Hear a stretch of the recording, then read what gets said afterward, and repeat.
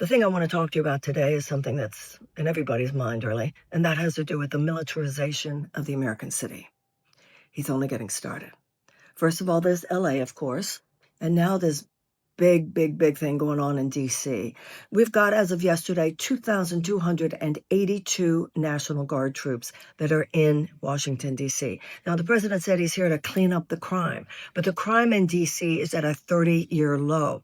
And the National Guard troops aren't even in the so-called high crime areas. They're in places like the National Mall. They're in places like Union Station, where this is not a serious problem. The serious problem is having military troops on the streets of America. Now, right now, it's National Guard people, but the president says he'll bring in the military if he feels he needs to. And he also says that he's only gotten started. He indicated yesterday that Chicago is probably next. He's got other states who are also sending in their National Guard troops to help him to beef up this effort. He's talked about New York being bad. A threatening letter was sent to the governor of Washington State, and he's saying, what the hell is this, in nicer language. Mayor Wu in Boston is making it clear she's not going to take any of this. So the mayors are standing up to this. The governors are trying to stand up to this. But we, the people, have to stand up to this, and we have to recognize what's really going on here. I remember a hot mic moment that I saw several months ago of President Trump talking about Kim Jong-un, the leader of North Korea. And he said, man, he's a strong man. He said, his people, man, he speaks, they stand up and they listen. Damn right they listen. Do you know what happens to you in North Korea if you don't do exactly what he says? And then the president of the United States said, that's how I want my people to see me. Well, we don't want to. Those famous words by President Teddy Roosevelt said, our oath, our allegiance is not to the president, but to the Constitution.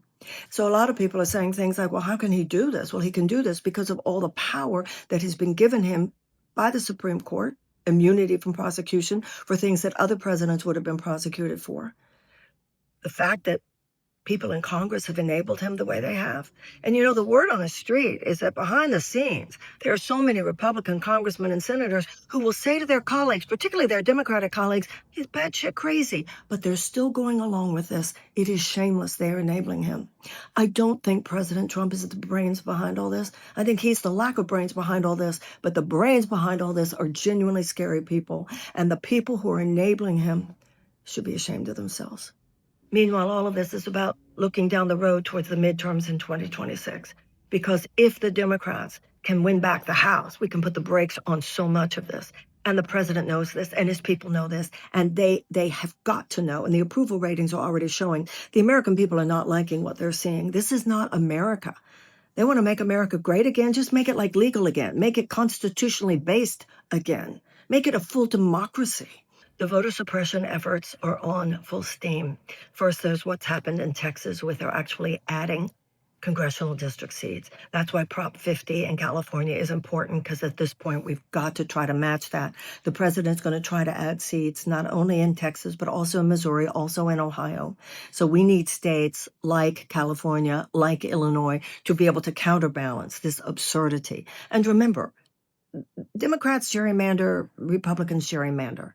But this is gerrymandering on steroids when you're talking about actually adding seats. There are other things that they're doing to try to suppress the vote in 2026. Remember, we had a very strong Voting Rights Act in 1965. That was the work of Martin Luther King and Lyndon Johnson, who signed that. And then in 2013, the John Roberts-led Supreme Court started gutting the Voting Rights Act. And John Roberts at the time said something like, well, the South is different now. The kinds of things we had to worry about before, we don't have to worry about anymore. And I remember the dissent by the late Supreme Court Justice Ruth Bader Ginsburg, who said something like, oh, I get it. So they built a strong umbrella, and you're saying that we can poke holes in the umbrella and rain won't fall down anymore? Rain won't get us wet anymore? Well, it sure as heck is. Not only that, not only have they started gutting the Voting Rights Act, which is what has enabled the shenanigans that have already happened, but there are more efforts ahead that are designed to get them to gut it even further. And of course, their canard has always been in order to get rid of voter fraud, but they can't give you any evidence of all that voter fraud they're talking about. And one of those efforts, of course, is the president wanting to get rid of mail-in ballots and so forth. But let's connect this now to the militarization issue. What they're going to do if they continue with these militarization efforts is that they will have soldiers with guns. Because remember, when this started with the National Guard troops coming to these places, and it was supposed to be a 30-day effort, now the president has said, well, he needs at least 6 months to get the work done. This work of liberating, right, the American city from crime, right? So you tell me it's election day and you're going to go to the polls, but you know that there are going to be guys there with big guns. Are you going to feel quite as good about voting?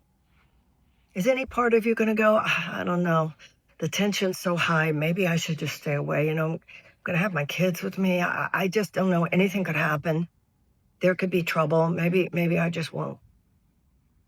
And it's okay that we're depressed, because you know what? I've seen it so often in my life with people who got some really bad news, and then it's just like so many layers of ultimately unimportant things start to fall away. That's what's happening now. We're maturing from this. Life has a way of teaching you what you need to know. You either get there through wisdom or you get there through pain. We did not choose wisdom.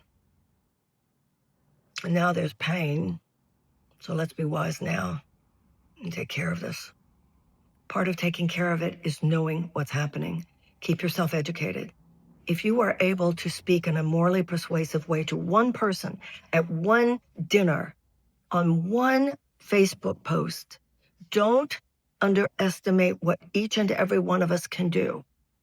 If you have an Instagram page, if you have anything where you have any interface with the public or with anyone, you have a platform. Speak your truth.